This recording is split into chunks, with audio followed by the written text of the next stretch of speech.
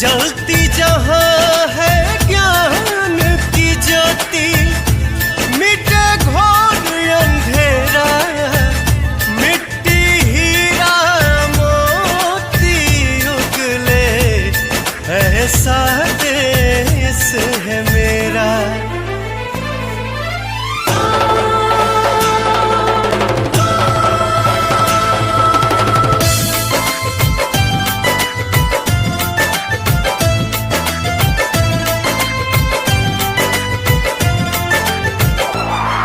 पुरवैया हले हले मोरी माँ के केस संवारे, हिंद महासागर भी जननी के पाँव पखारे। पुरवैया हले हले मोरी माँ के केस संवारे, हिंद महासागर भी जननी के पाँव पखारे। केसरिया हरियर मिलके जहाँ नया रंग बन जाला, जहाँ ईद होली में साथे गले लग के गीत गवाला। रमजान में राम, दिवाली अली पूजे आरती साथे अजान।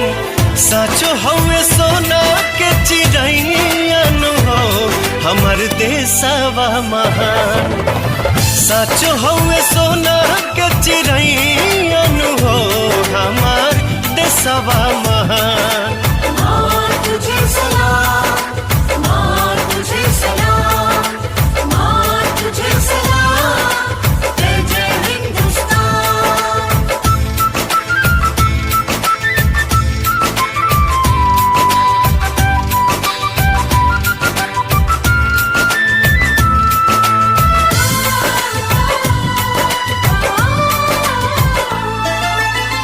जेकर हिमालय करेले रखवारी, गुरु मन झुकेले दुनिया ई सारी।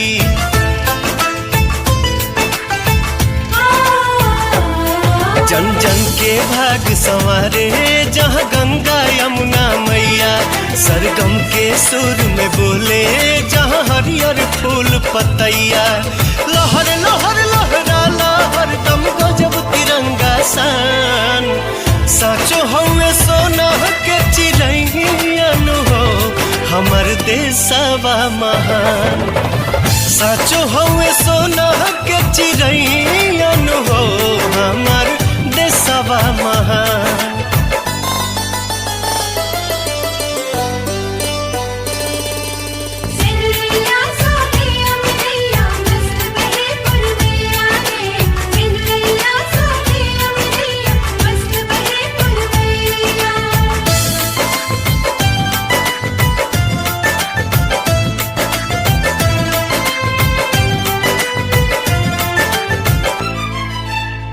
पुण्य भूमि धरती के गजबे बहार हो, देव तो भी आके जहाँ ले ले अवतार हो।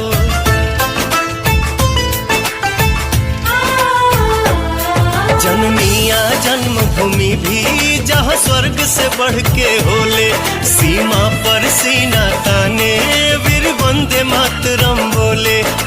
वीर जवान कुर्बान करेले हंसते हंसत जान, सचो हवे सोना के चिड़ैन हो हमर देशवा महान।